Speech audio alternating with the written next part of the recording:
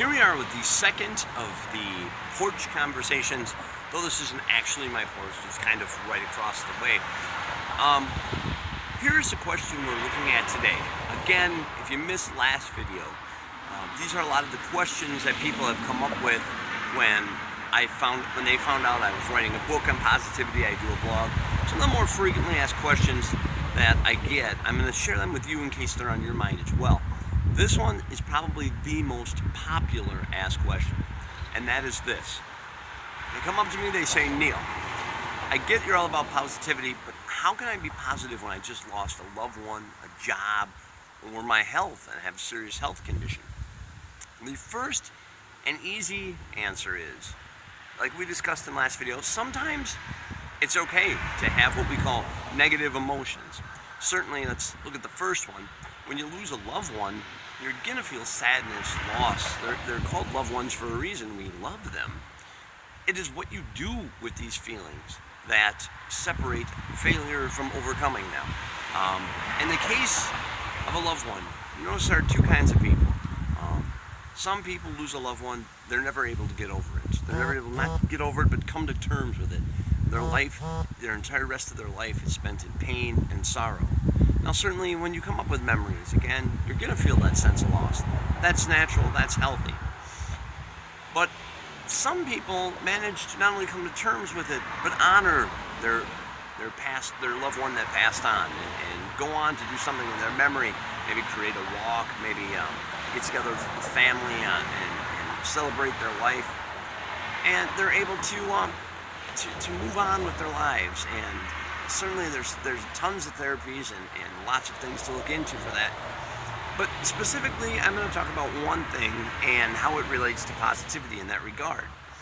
If you lose a loved one, the main emotion you feel is sadness, grief, and loss, like we discussed. But another big emotion is regret. How many times have we heard or even said ourselves, boy, I wish I would have shared more smiles with them. I wish I would have said, I love you one more time. I wish we wouldn't have had so many fights.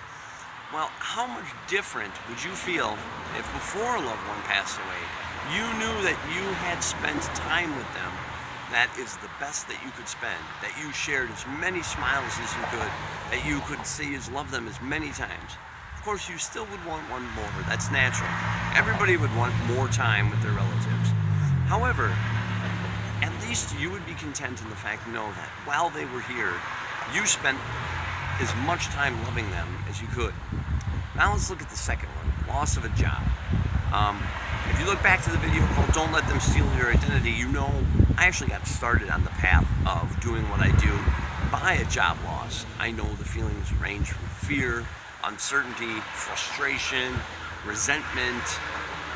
But again, there are two different kinds of people. Some people lose a job and they give up hope. They just focus on how unfair it is they lost their job. A lot of times, rightfully so. They end up never being able to pick up the pieces and can end up homeless or on the streets and never being able to get back into the swing of things. Where other people end up homeless and they end up starting their own business. They end up going into a brand new field, living with passion. Again, what separates these two people, and how can we be part of the second group and not the first group? Well, let's take an imaginary scenario. Let's say two of your friends lose a job and you find out your company is one opening. Now, one of your friends is still bitter and resenting and focusing on how unfair it was that they lost their job. The other friend is focused on being excited to find out what life is going to throw their way next, what adventure lays in store, and the fact that now they can focus on working on something they love, that they have a passion for. Which friend would you want to work with, and which friend, more importantly, would you recommend for the job? Well, if you're anything like me, you love your friends, you'd probably still recommend both. All right, well, let's take it to the next step. They both go in for a job interview. You're the boss deciding which one to hire. Would you hire someone who tells you how good they were at their job and how they don't think they should have been fired and it's unfair? Or you're going to hire someone who's eager to get started, wondering what they can do for the company, in addition to what the company can do for them, and how they're applying for it because they're looking to find something that they're passionate about. Certainly, positive mental attitude helps even that. Now look at a loss of health, the last part of the question. I've known, again, there's two different kinds of people. Some people are given a condition and it's severe or even terminal, and they just give up hope. Their whole life becomes focused on, this is the condition I have, there's nothing I can do, that kind of woe is me thing.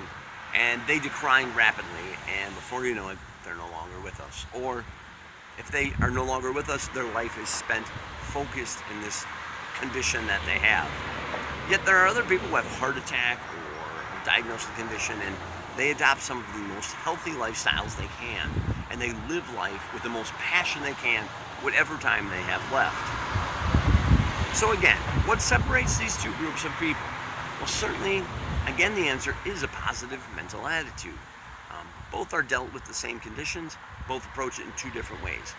Not only that, but there's the mind-body connection, which has been documented more and more in the last few years.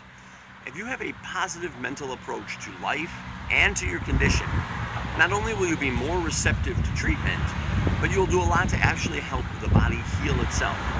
So, are there more important things to worry about than maintaining a positive mental attitude? Maybe, but I don't know of many that affect more areas of your life. Next video, we're going to look at what we can do to help us develop that positive mental attitude before life's challenges approach us. And remember, in the meantime, the light at the end of the tunnel may be you.